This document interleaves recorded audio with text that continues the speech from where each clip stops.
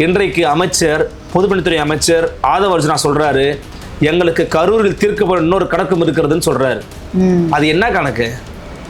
கரூரில் ஏற்பட்ட அந்த கோர நிகழ்வுக்கு திமுக தான் காரணம், செந்தில் பாலாஜி தான் காரணம்ன்றத அவருடைய பகிரங்கமான குற்றச்சாட்டு.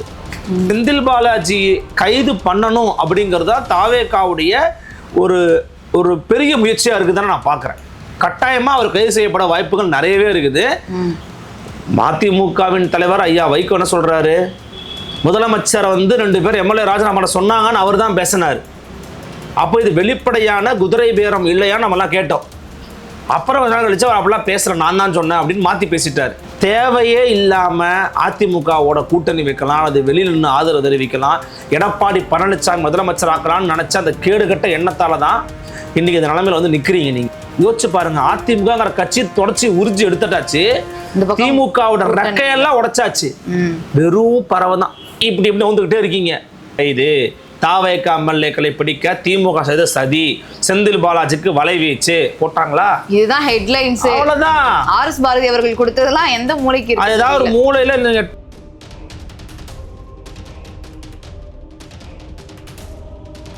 அண்ணா வணக்கம். வணக்கம். இப்போ நேற்று நம்ம என்ன பேசிட்டு இருந்தோம் அப்படின்னா, தாவேகா எம்எல்ஏக்களை திமுகவினர் விலைக்கு வாங்க பார்க்குறாங்க, சபாநாயகர் மீது நம்பிக்கையில்லா தீர்மானம் கொண்டு வந்து ஆட்சியை கவிழ்க்க பார்க்குறாங்க அப்படின்னு நம்ம செய்தி பார்த்தோம்.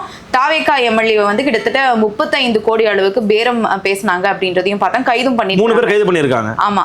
இப்போ அடுத்த கட்டமாக இதுல முக்கியமான விஷயம் நேற்று நீங்க படிச்சதுல என்ன சொன்னீங்கன்னா, செந்தில் பாலாஜி அவர்களுடைய தம்பி அசோக்குமார் நேரடியாக சம்பந்தப்பட்டிருக்காரு அப்படின்றதையும் சொன்னீங்க. இப்ப அடுத்தபடியாக அசோக்குமாரை தேடுறது மட்டும் இல்லாம செந்தில் பாலாஜி அவர்களையும் கைது செய்யக்கூடிய ஒரு சூழல் ஏற்பட்டிருக்கு, அவரையும் தேடிட்டு இருக்காங்க அப்படின்னு செய்திகள் பார்த்துட்டு இருக்கோம். செந்தில் பாலாஜி அவர்கள் கைது செய்யப்படுவாரா?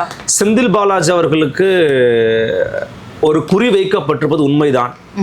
நேற்றைக்கு நான் கூட நீங்க சொன்னீங்க, நான் படிச்சிருந்தேன் என்னென்ன விஷயங்களை போலீஸ் சொல்லியிருக்கிறாங்கன்றதை நான் படிச்சிருந்தேன். அதுல கைது செய்யப்பட்டிருப்பவர்கள் கொடுக்கப்பட்ட வாக்குமூலத்தின் அடிப்படையில் இவங்களை தேடுறோம் அப்படின்றாங்க. செந்தில் பாலாஜிக்கு காவல்துறையினர் வலைவீச்சு அப்படின்னா அதனுடைய எதை உணர்த்துகிறது? இன்னைக்கு நீங்க இன்னொரு விஷயத்தை கணக்கு போட்டு டாட்ஸ் கனெக்டிங் த டாட்ஸ் நீங்க பண்ணி பார்க்கணும். என்ன பண்ணணும் தெரியுமா? இன்றைக்கு அமைச்சர் பொதுப்பணித்துறை அமைச்சர் ஆதவ அர்ஜுனா சொல்றாரு, எங்களுக்கு கரூரில் தீர்க்கப்படும் இன்னொரு கணக்கும் இருக்கிறதுன்னு சொல்றாரு. அது என்ன கணக்கு? கரூரில் ஏற்பட்ட அந்த கோர நிகழ்வுக்கு திமுக தான் காரணம், செந்தில் பாலாஜி தான் காரணம்ன்றத அவருடைய பகிரங்கமான குற்றச்சாட்டு. குற்றச்சாட்டு அதுதானே.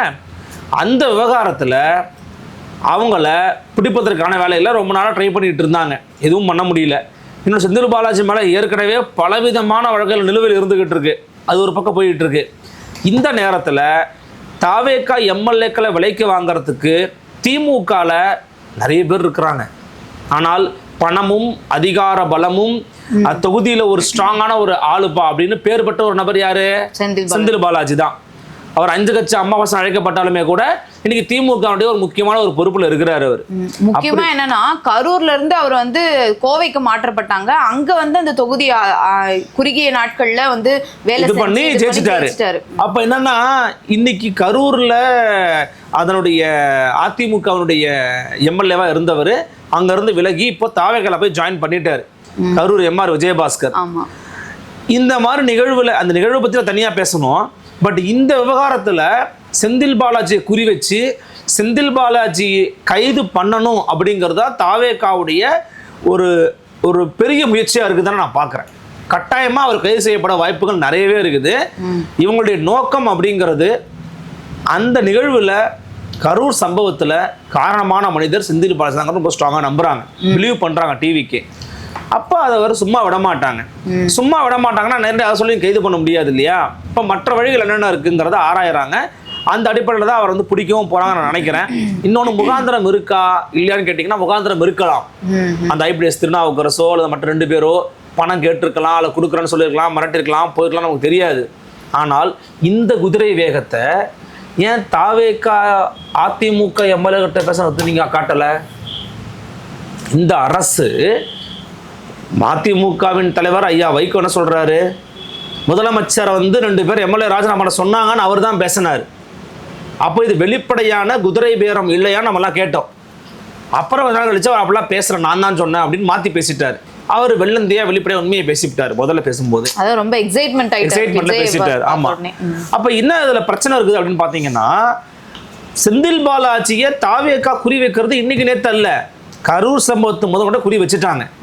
இப்போ ஒரு நல்ல வாய்ப்பு கிடைச்சிருச்சு.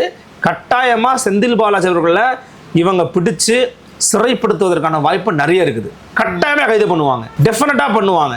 இதுக்கெல்லாம் மூளை விதை போட்டது யாரு? வேற வழியே இல்லை, திமுக தான் போட்டுச்சு.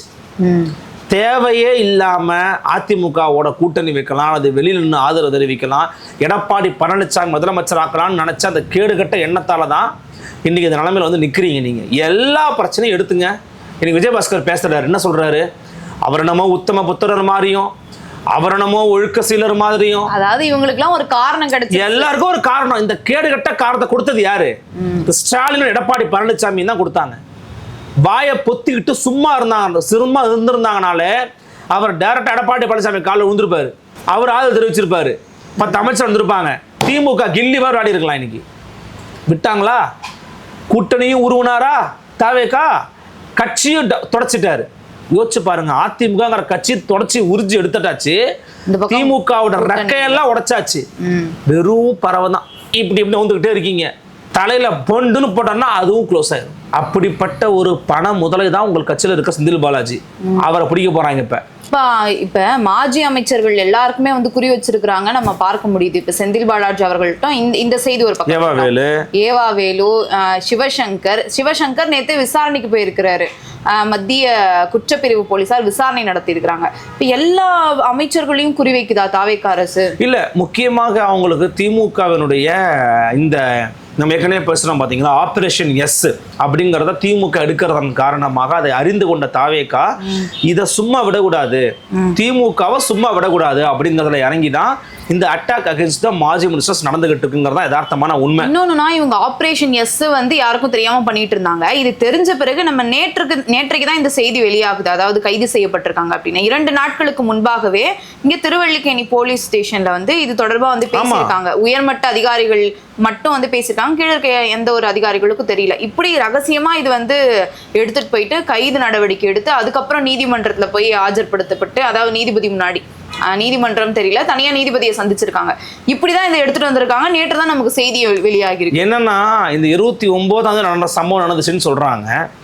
அதன் பிறகு புகார் தெரிவிச்சதா சொல்றாங்க. இன்னைக்கு தேதி 2 ஆகுது. இந்த இன்பிட்வீன் கேப்ல இவ்வளவு வேகமா செயல்பட்டு இருக்காங்கல்ல, அதுக்கு மகிழ்ச்சி, பாராட்டுகள், வாழ்த்துக்கள். எந்த வகையில குதிரைபுரம் நடந்தா அது எதிர்க்கணும். டிடிவி தினகரன் கொடுத்தாரு ஒரு புகார், அது என்னமாச்சு?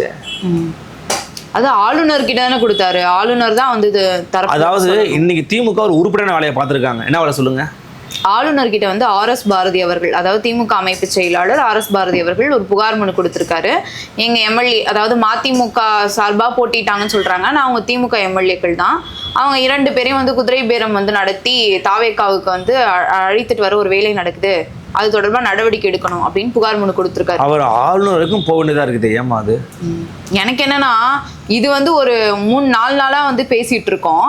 மதிமுக எம்எல்ஏக்கள்ல வந்து ராஜினாமா பண்ண போறாங்க. நான் நேற்று தான் போய் ஆளுநர்கிட்ட இந்த மனு கொடுத்திருக்காரு. நேற்று தான் வந்து திமுக பிரமுகர்கள் கைது செய்யப்படுறாங்க. அப்ப வந்து இதை வந்து சமன்படுத்துறதுக்காக 2 பேருமே வேலை செய்யறாங்க. திமுக வந்து ஒரு சுணக்கமா இருக்காங்கன்னு நான் சொல்ல வரேன். திமுக சுணக்கமா இருக்காங்க, ஆக்டிவா இல்ல, தப்பான டிசிஷன்ஸ் வேகமா எடுக்கிறாங்க. இல்லனா இதை இப்ப நம்ம பார்த்தோம்னா, இப்ப நேற்று திமுக பிரமுகர்கள் கைது செய்யப்படுறாங்க, அதாவது பேரம் பேசணும் அப்படின்ற அடிப்படையில. இங்க வந்து RS பாரதி அவர்கள் ஆளுநர் கிட்ட மனு கொடுக்குறாங்க. அப்ப எங்க எம்எல்ஏக்களை தான் அவங்க குதிரை பேரம் பண்ணி வாங்க பாக்குறாங்க அப்படின்றது தானே செய்தியா போகணும்னு நினைக்கிறாங்க. உண்மையிலேயே சொல்லணும் அப்படின்னா, திமுகவினுடைய நீங்க சொன்னீங்க பாத்தீங்களா, திமுகவோட எம்எல்ஏக்களை தாவேகா விலைக்கு வாங்க முயற்சி பண்றாங்க அப்படிங்கிறத இவங்க நிறுவ முயற்சி பண்றாங்க. அதனாலதான். ஆனா அதுக்கு வந்து ஒரு வெளிப்படையான ஆதாரமா இருக்கிறது யாருன்னா ஐயா வைகோ தான் இருந்தார். ஆமா, அங்க முதலமைச்சர் பேசினாருன்னு சொன்னாங்க. இதெல்லாம் அன்னைக்கே வேகமா செயல்படுத்தி இருந்தாங்கன்னா என்ன ஆயிருக்கும்? அன்னைக்கே புகார் கொடுத்துருக்கலாம் நீங்க. இப்போ திமுகவில் இருந்து தாவேகா உருவ பாக்குறாங்கன்னு தெரிஞ்ச பிறகு நீங்க போய் கொடுக்குறீங்கன்னு நினைப்பாங்க, புகுச்சப்பனையா கொடுக்குறாங்கப்பா அப்படின்னு நினைப்பாங்க. அதான் நீங்க சொன்னீங்க. அப்போ அந்த இடத்துல ஈஸியா டிவி கேள்வி எடுத்துட்டாங்க. ஏன்னா ஆளுங்கட்சிங்க, அதிகார பலமோ அரச பலமோ இருந்தால் என்ன வேணா பண்ணலாங்க. இப்போ அவங்க பண்ணிக்கிட்டு இருக்காங்க. இன்னைக்கு எல்லா தலைப்பு செய்தி என்ன? மூவர் கைது, தாவேக எம்எல்ஏக்களை பிடிக்க திமுக செய்த சதி, செந்தில் பாலாஜிக்கு வலைவீச்சு போட்டாங்களா? இதுதான் ஹெட்லைன்ஸ். அவ்வளவுதான். ஆர்எஸ் பாரதி அவர்கள் கொடுத்ததெல்லாம் எந்த மூளைக்கு இருக்கு? ஏதாவது ஒரு மூலையில நீங்க இது என்ன சொல்லுவாங்களே, இந்த பூதகரை வச்சு தான் நீங்க பார்க்கணும். முடிஞ்சு போச்சு. அப்ப தாவேக லீடு எடுத்துட்டாங்க. இது திமுக செய்த பிழை. தாவேகாவினுடைய பிழைகளை சரியான முறையில் சுட்டிக்காட்ட தெரியாத தனத்தினால ஏற்பட்ட பிழை, அரசியல் பிழை செய்திருக்கிறது திமுக. ஸோ இப்போ இன்னைக்கு வந்து தாவேகா இந்த மாதிரி பண்ணிட்டு இருக்காங்க. இதில் நான் இன்னொரு விஷயம் என்னன்னா, நம்ம அதையும் பேசித்தான் ஆகணும். செந்தில் பாலாஜி ஊழல் பண்ணியிருக்கிறார், செந்தில் பாலாஜி துட்டு சேர்த்திருக்கிறாருன்னு சொல்றீங்கல்ல, விஜயபாஸ்கர் யாரு? குட்கா வழக்கு. அவர் என்ன நேர்மையின் மறு உருவமா? காந்தியின் நேரடி பேரனா? இல்லை, யார் அவரு? இந்த விஜயபாஸ்கர் யாரு?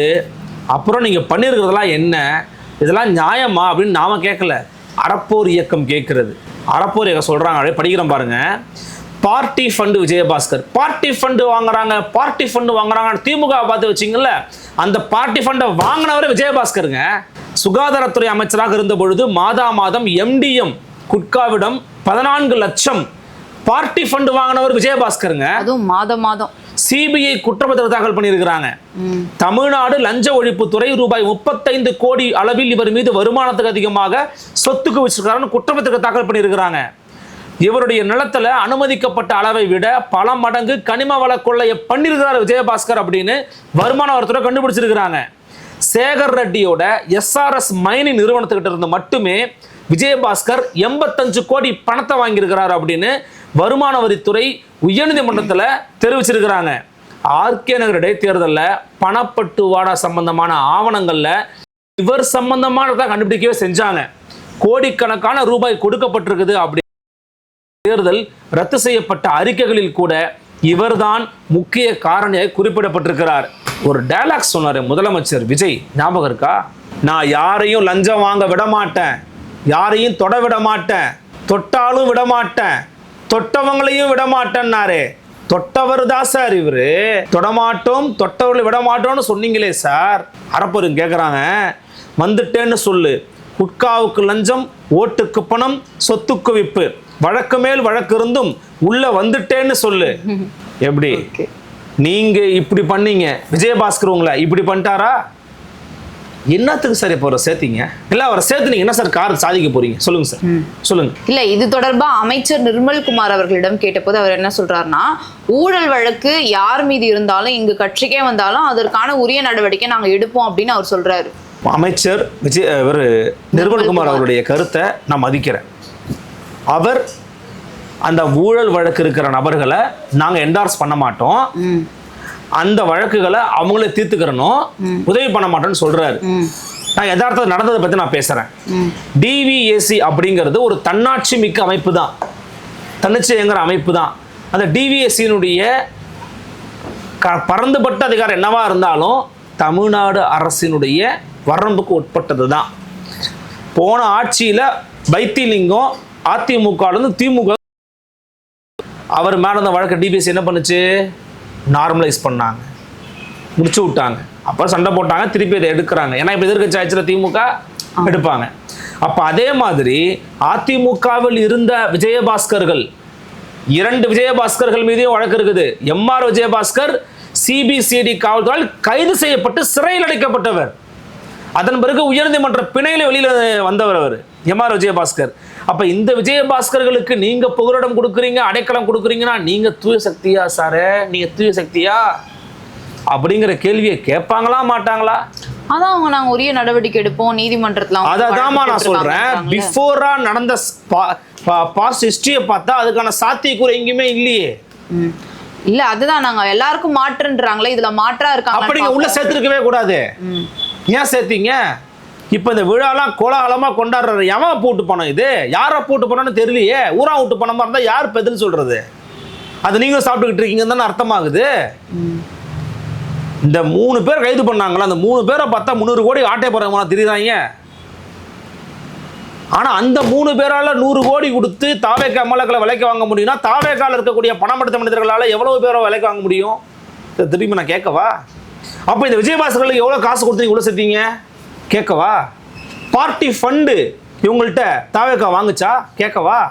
ஏன் சேர்த்தீங்க? அப்போ என்ன அடிப்படையில் நீங்கள் மாற்று கிடையாது, மாற்றுன்னு பேசாதீங்க இனிமே. என்ன மாற்று நீங்கள்? தூய சக்தி, நாங்கள் ஊழல் சக்திகளையும் அள்ளு சில்லுகளையும் பொருட்படுத்த மாட்டோம், நிராகரிப்போம். நீங்கள் அந்த ஊழல் சக்தியிலேருந்து எதுக்கு சார் உங்களுக்கு ஒரு ஆள்கள்? உங்கள் புதுக்கோட்டையில் அறந்தாங்கில இருந்த ஃபர்வேஸ்ன்ற தம்பி இல்லை, அவர் அமைச்சராகல? ஏன் உங்கள் கட்சியில் இருக்கிற பல தோழர்கள் யாருமே கிடையாது? இவங்க தான் உங்களுக்கு கிடைச்சாங்களா? அப்போனா என்ன அர்த்தம்? யார் பேச்சையும் மதிக்க மாட்டோம், எதையும் கேட்க மாட்டோம், எங்கள் இஷ்டத்துக்கு நாங்கள் பண்ணுவோம். அதனால தான் தாவே அறப்போர் சொல்லுது, இது தமிழக வெற்றி கழகம் அல்ல, இது குட்கா வெற்றி கழகம்னு பேர் வச்சிருக்கிறாங்க. குட்கா வெற்றி கழகம். பார்ப்போம், குட்கா வெற்றி கழகம் வந்து எப்படி மாறப்போதா, தமிழக வெற்றி கழகத்தை சரிப்படுத்திக்க போதா, இல்லை நாங்கள் ஒரு பெரிய வாஷிங் மிஷினாக மாறிட்டோம் அப்படிங்கிறத பிரகடனப்படுத்துறாங்களா, பொறுத்திருந்து பார்ப்போம். இன்னொன்னுனா, இந்த தாவேக்கால இணையக்கூடிய நிகழ்ச்சியை பார்த்தோம்னா, இல்லை விஜயபாஸ்கருடைய உடைய பார்த்தீங்களா, வேஷ்டி சட்டையில இருந்து முதலமைச்சர் விஜய் அவர்கள் போடுவார் இல்லையா, முன்னாடி தேர்தலுக்கு முன்பாக, அதாவது ஒயிட் ஷர்ட், ஒரு சாண்டில் கலர் பேண்ட், அந்த மாதிரி போட்டுட்டு வந்திருக்காரு. அதுக்குள்ளேயே மாறிட்டாரு அவர். விஜயபாஸ்கர் வந்து பாத்தீங்கன்னா, நீங்க வந்து அவர்கிட்ட ஒரு 10 நிமிஷம் பேசுனீங்கன்னா, அப்பா என்னமா பேசுறாருப்பா மனுஷன் அப்படின்னு கவரக்கூடிய வசீகரம் படைத்தவர். அதனாலதான் அவரால் அவர் ஊர்ல வந்து சொல்றாரு, அவர் ஊர்ல அவரால் ஜெயிக்க முடியும், தள்ளிச்சாடினால அவர் ஜெயிக்க முடியும் அப்படிங்கிற மனநிலை இருக்கிறாங்கன்னு சொல்றாங்க. விஜயபாஸ்கர் அவர்கள் மேல இவ்வளவு விவகாரங்கள் இருக்கு, ஊழல் குற்றச்சாட்டு இருக்குன்னு தாவேகா தலைமைக்கு தெரியுமா தெரியாதான்? தெரியும். ஒன்று சொல்லவா, ஏன் இந்த நிகழ்ச்சியில் முதலமைச்சர் விஜய் தாவேகா தலைவர் கலந்து கொள்ளவில்லை? சொல்லுங்க, எதனால கலந்துக்கல அவரு? இவங்க 2 பேர் மேல வழக்குகள் இருக்கு அப்படின்னு. அதாவது அவங்க ரொம்ப வெயிட் பண்ணாங்க, எப்படியாச்சு உங்க முன்னில தான் இணைகிறதுன்னு தலைகீழ நின்று தண்ணி குடிச்சாங்க. ஏதோ ஒரு இடத்துல, ஏதோ ஓரத்தில் ஈரம் இருக்கு போல தெரியுது மேபி முதலமைச்சர் அவர்களுக்கு. நான் வர முடியாது, எங்கள் பொதுச்செயலாளர் இருக்கார், அவர் முன்னாடி இணையுங்க, எங்களுடைய அமைச்சர் இருக்கார், அவங்க முன்னாடி இணையுங்க. இன்னைக்கு எல்லா அமைச்சரும் வந்துட்டாங்களே. அமைச்சர் ரமேஷ் வர்றாரு, அமைச்சர் ஆதவச்சனா இருக்கிறாரு, அமைச்சர் போக்குவரத்துறை அமைச்சர் இருக்கிறாரு, எல்லாரும் அங்கே தான் இருக்கிறாங்க. அப்போ இது ஒரு பெரிய பிரம்மாண்ட விழாவாக காட்ட முயற்சி பண்ணாங்க. முதலமைச்சர் மட்டும் வரல.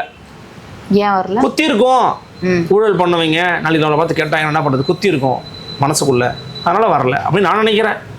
எவ்வளோ வந்துட்டு போகிறோன்னோ தெரியாது நமக்கு. அப்போ இது வந்து ஒரு சரியான போக்கு அல்ல. நீங்களும் திமுக, அதிமுக, பாஜக மாதிரி மற்றும் ஒரு வாஷிங் மிஷினாக தான் மாறுவீங்க அப்படின்னா மாற்றுன்னு சொல்லாதீங்க, அல்லது தூய சக்தின்ற வார்த்தையை பயன்படுத்தாதீங்க, அவ்வளோதான். சரி, பார்க்கலாம்னா. நன்றி.